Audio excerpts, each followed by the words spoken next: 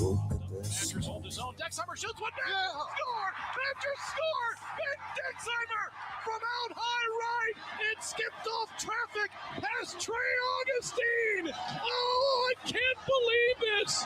It feels so good to finally say it again. Wisconsin is going to the Frozen Four. The Badgers just knocked out the Big Ten champions, and now they'll take their chances in Las Vegas.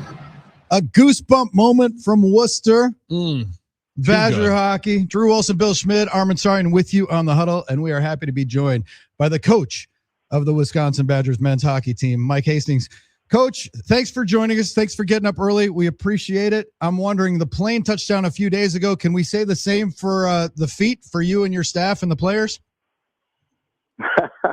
Thanks for having me on. But yeah, we touched down and we didn't get back till late. There was some delays on us getting out of there, but tell you guys, I didn't think I'd enjoy Worcester as much as I did because it's probably not a vacation spot, but it was definitely a really good weekend for us. Fantastic. Coach, seeing the celebration on the bench and when Dex hits that one from the blue line, first off, it's an incredible shot, and we love screening the goalie. We love getting some bodies in front, and that puck can find its way into the back of the net. But man, just the sheer elation from the guys. It did almost seem like the camera got you for a second saying, holy cow, what just happened? How quickly, that's like 15 minutes of a whirlwind where your life completely changes. Can you even describe what that moment was like? Yeah, you know what? It was a little bit unique just because of where Dexy shot that puck from. The view from the bench, you could see the goaltender. And so I can just say this: when he let that go, you could see net, and I actually thought when he shot it, that one might go in, and it gets deflected. And you know, Trey Augustine, their goaltender, is up for the Mike Richter. He's been a thorn in a lot of people's side, and for us to be able to find a way to one, get it to even, and then get it pushed over the goal line there in overtime was special. You know what, this group's been questioned a lot this year, and I think sometimes when you go through that adversity, it toughens you up a little bit, and I thought the guys really showed that over that last period to get us to even and give us a chance in overtime. You know, coming out of this weekend in tournaments, everybody's talking about UConn's comeback, but coming back from 2 goals down against that goalie, amen, is pretty good. But Mike, I got to ask, like, we're in this trend now of overtimes being decided really quick. In my experience watching puck years ago, it would be, well, the guys seemed to be squeezing the stick a little bit, and you had to kind of, nobody wanted to make a mistake, and everybody was being cautious. And we've seen it now in the Olympics, men's and women's. We saw it with the Badgers women's team in the semis. It seems like overtime now is, you better be in your seat when the puck drops for overtime, because we're getting quick resolutions. What is the mindset and mentality in OT? Yeah, you know what, for that game, it was a little unique just because we finished that third period the way we did at coming back, and the guys have done a really good job at sticking with it. And I think that started even on the Thursday where I think we had 4 posts before we ended up getting our second goal against Dartmouth. And our leadership group's done an unbelievable job. They settled our group down in between the third period and overtime. I walked in, and you know what? They were saying all the right things. They got back to being focused on us being us. And Dexy was the one that was talking about it in the locker room. Hey guys, any shot's a good shot.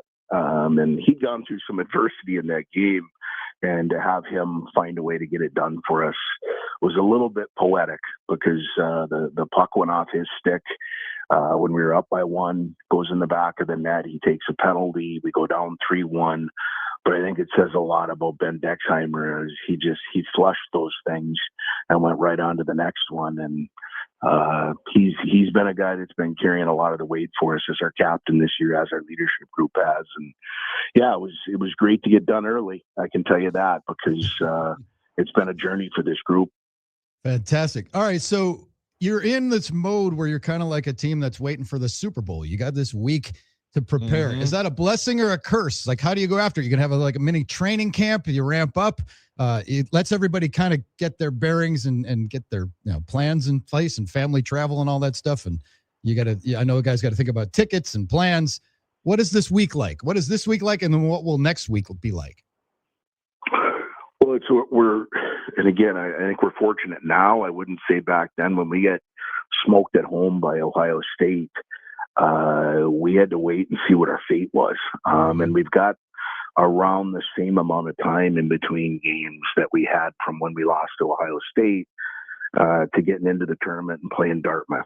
So, you know what, we changed some things up because a couple years ago we were in that spot and we didn't manage it very well. We came out against Quinnipiac 2 years ago in the NCAA tournament, and I think our first shot was around the 12 or 13 minute mark.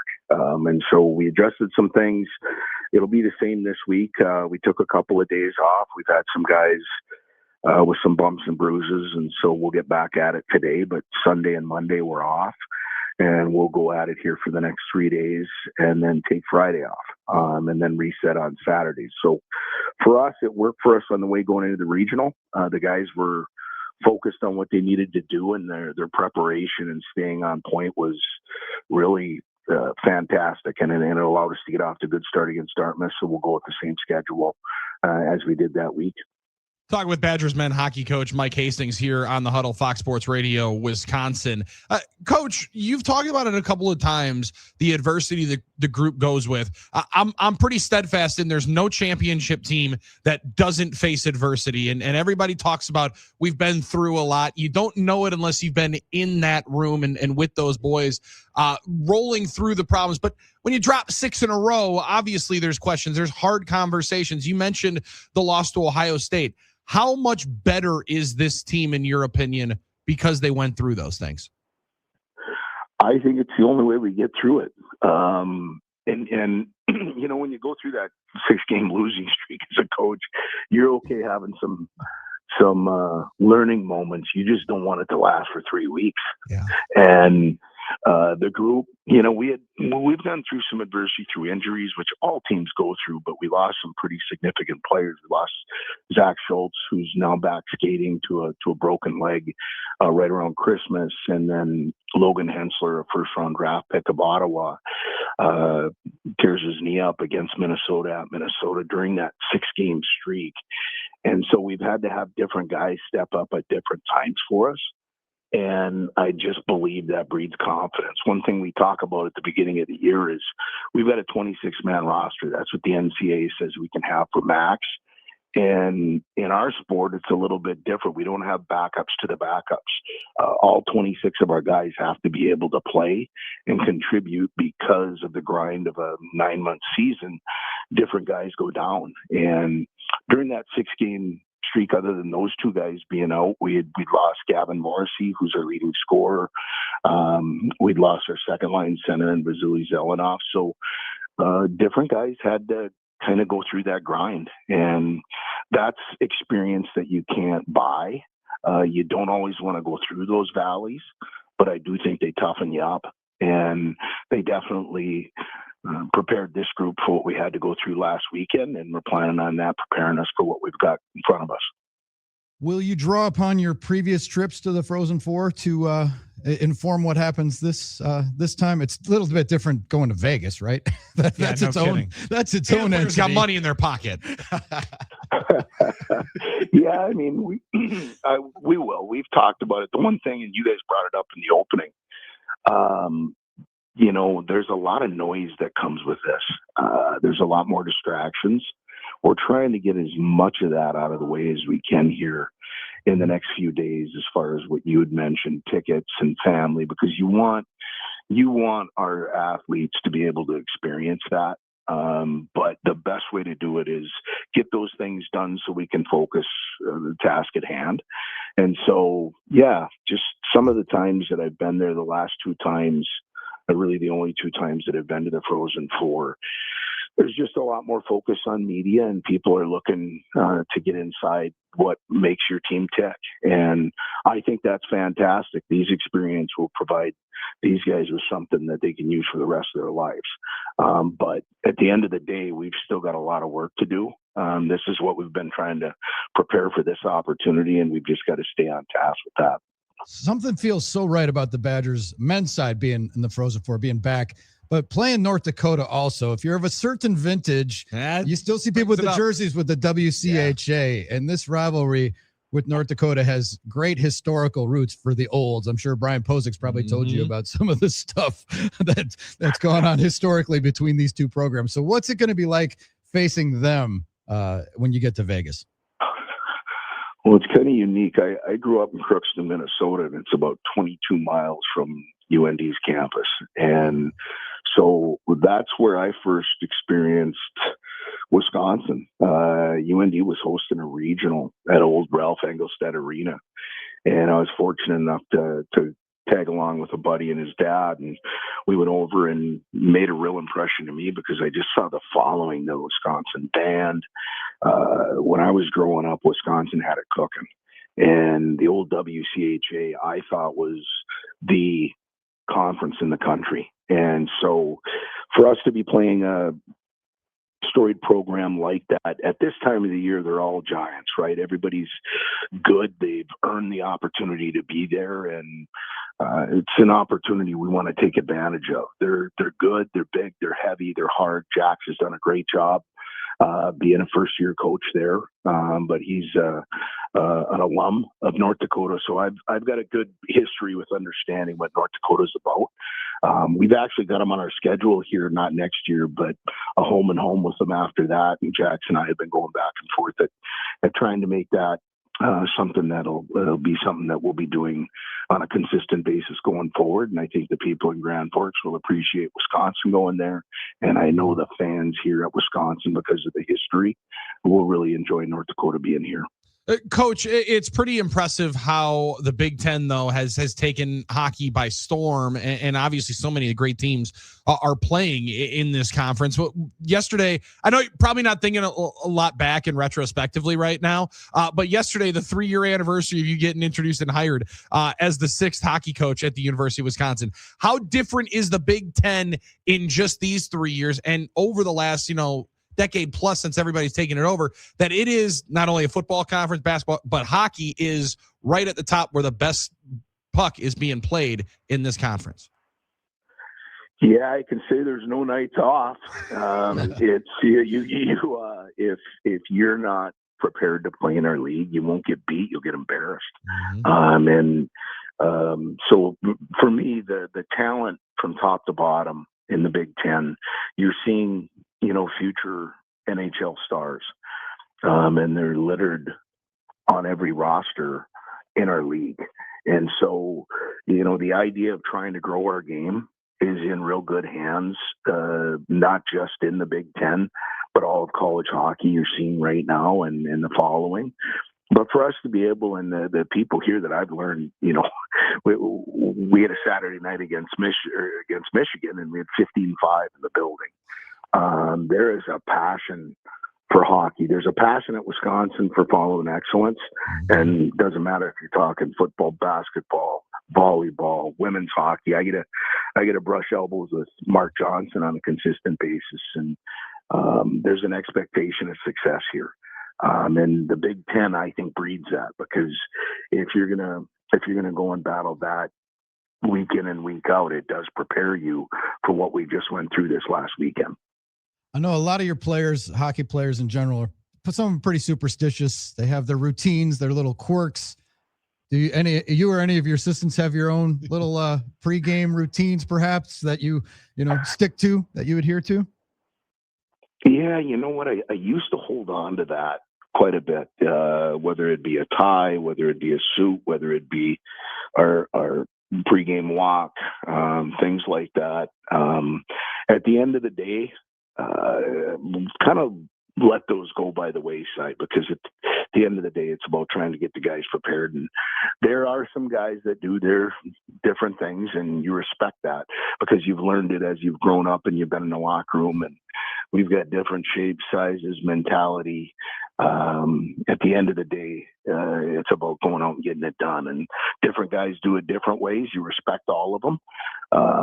I will say I've got a couple of assistants that probably do their own thing up until game drop, puck drop. But it's just part of what our game is. It's a special game. Now, Coach, you mentioned Mark Johnson's name, and when we were following as heavily into the Olympics, everybody was a hockey fan, and I'm with you. We had a good knockout dragout brawl here on the show that I think like the boom that hockey is getting right now is exponential. I'm a 31-year-old, sorry. That NHL was barely on ESPN at the time. Now every single night you're seeing the game. The college game is better than it's ever been.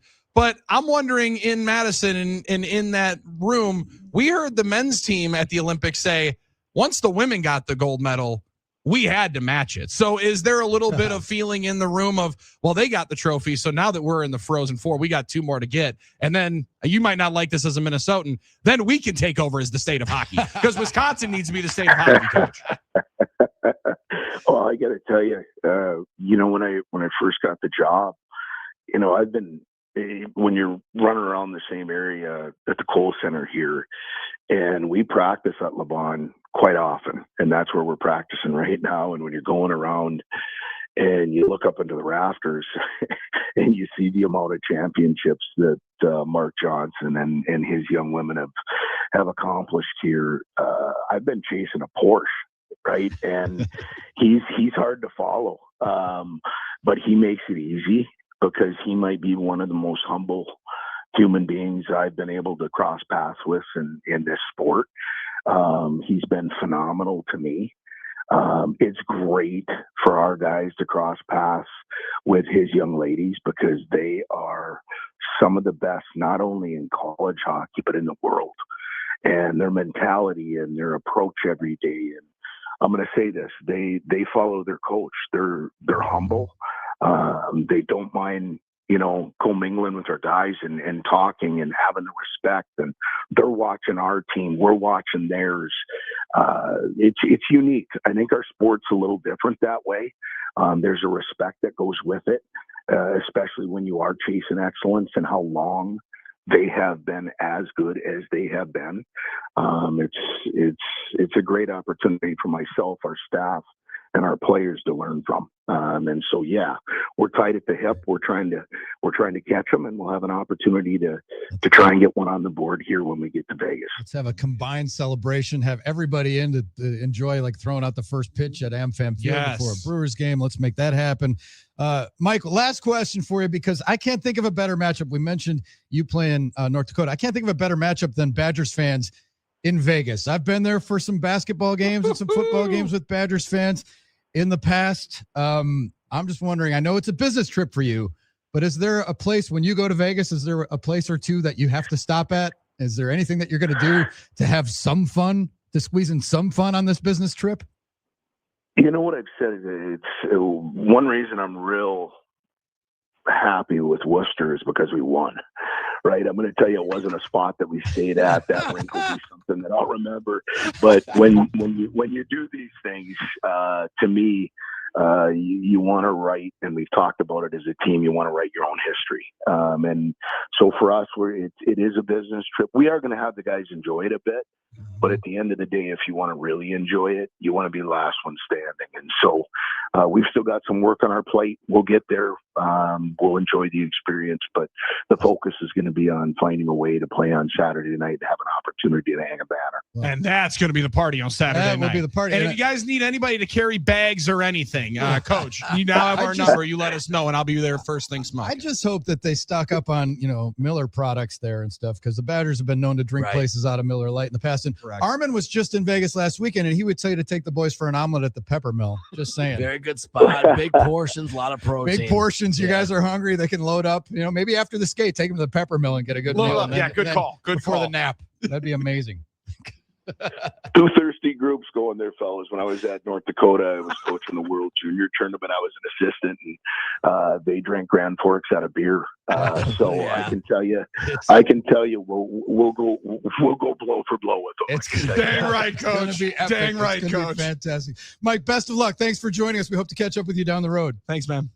All right, guys, take care. Thanks for having me on. Thanks bet. for waking Our up. pleasure. Yeah, our pleasure. Thanks, Coach Mike. My goodness. Mike Hastings. The Badgers going to the Frozen Four. You gotta have a little fun though. I Yeah, totally you gotta. agree. You gotta Yeah, do a he's little bit. right though. That's Two true. thirsty groups. Oh, my Very goodness. thirsty groups that are going to be reaching out there in fan Las bases Vegas. are- quite. Stock Stock up on Miller Lights. And if Badgers fans are looking to go and get some tickets, secondary market live right now, heavy and a very, very sought after ticket. Not surprising with the Badgers back in the Frozen Four that it was going to be a hot ticket, but the prices are pretty fun. We got to wait, see those come down, and then I need to talk to some of the higher ups here and figure out how we're getting out.